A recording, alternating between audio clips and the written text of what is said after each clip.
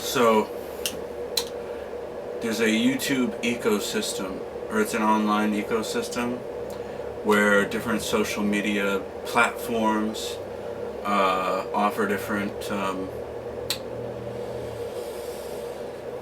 are specialized in different services, I suppose. So, you know, like the brainy people, the talkers, those who are sharing ideas, they're on subjects, contemporary topical issues or otherwise. Usually are on Twitter more often, I've noticed, over the years. And the thing about YouTube that makes it a survivor in the platform jungle is that its versatility, in my opinion. You know, I mean, TikTok is something that's filling a niche, but it's pretty narrow. But YouTube is the broadest platform in terms of what it can service to its users and those generating videos on their own or sharing them or disseminating them or what have you, as opposed to I suppose Snapchat would be a platform. That seems to me just intuitively wrong, but it's a I mean, platform is, from how it's been explained to me over the course of the semester, is a very indefinite idea in terms of not in the literal sense, but in the metaphorical or figurative sense of a space for showcasing in communication. Seems that the only thing that one needs to have for a thing to be a platform is more than one person, which would rule out most of my diaries from being platforms. But maybe we can get something off the ground and see if I can deliver the content in a way in which it will be platform ready. I believe that will be. But in any case,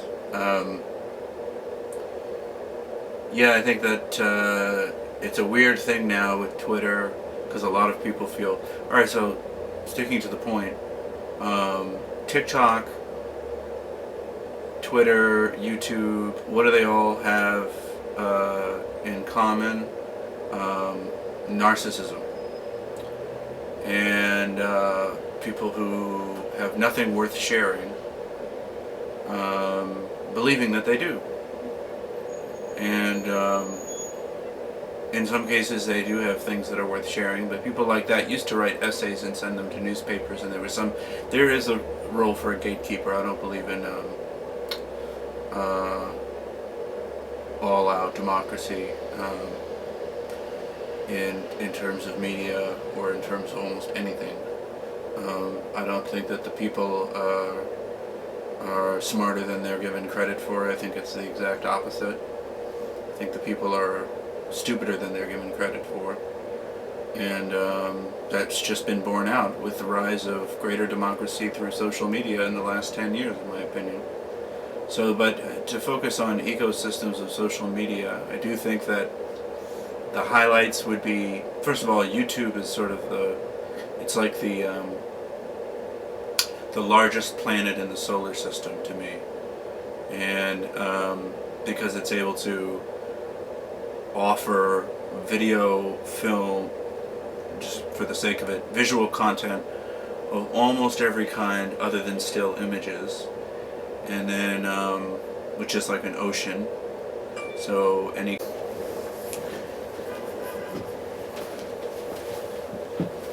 shit. Okay.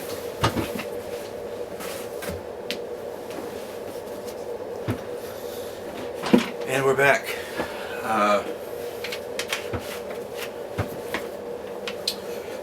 So I was saying,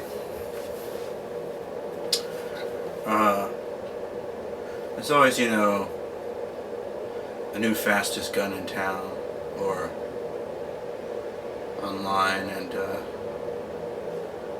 platforms about them.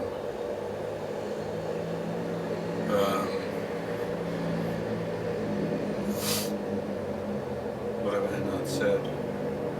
Yeah, alright, well, I think that we're drowning in images and videos, so I wanted to make this as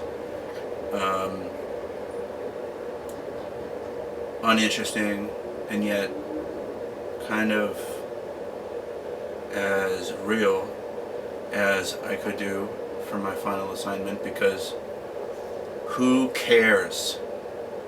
I don't care. Nobody cares about your your opinions, your stupid life, and you know, it's garbage. Like, if everybody who made a video, I mean, there used to be a filtering system. It was like, there was a precondition. It was called talent. Now, all you need is a phone and like, every young woman is attractive. Like, this is ridiculous.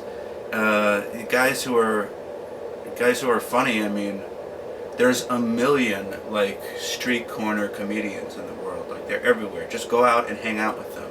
Don't go online like a schmuck. They're hanging around in the laundromat. They're hanging in front of the delis. They're in the bars. They're in the barber shops. What is wrong with people? There's only certain kinds of content that deserves to be set up for a shot and lit and recorded. And then you've got these perverts who film fights. Like, there's nothing sadder to me than when a fight breaks out and people whip out their camera. Like, oh, let's say these two people are at the end of their rope and can't afford to buy diapers or whatever it is, or their parents just died, who don't care and have given up and are, ready to get locked up or go to Rikers or whatever. None of them can fight. You could see that they're not fighters. Like, if you Google YouTube, so-and-so fights, none of these people are experienced boxers or fighters. Somebody would be knocked out quickly, or they'd be on the ground getting their teeth kicked in. And anybody who knows how to fight is not going to be fighting with a bunch of cameras on them. It's a sad world. Come on, America. Come on, human race. I'm not a racist, but the human race, I think, is really pushing it. But I do know that there are good people, even if they're taking pictures of low-quality photos of food that they're about to eat to send to somebody who's not interested, or the ecosystem of the internet. Who cares? I mean, what's the difference? The market share is the only thing that matters. The market share of these various companies on YouTube, and most of them are America, or from the United States, based in the United States. And that's what it's all about. It's just power in a new form. And, cretins swimming around, taking videos of their asinine recreational activities or their quote-unquote subcultures, which is a very, very, very lofty name to be giving to wandering around looking at plastic reusables and self-conscious, anti-art and things like that. That was being done literally before 1920. Now it's 100 years later, people still do it, and kind of, it's a joke. Instagram is definitely useful for photographers, I'm not going to lie, and there are people who have, found a visual,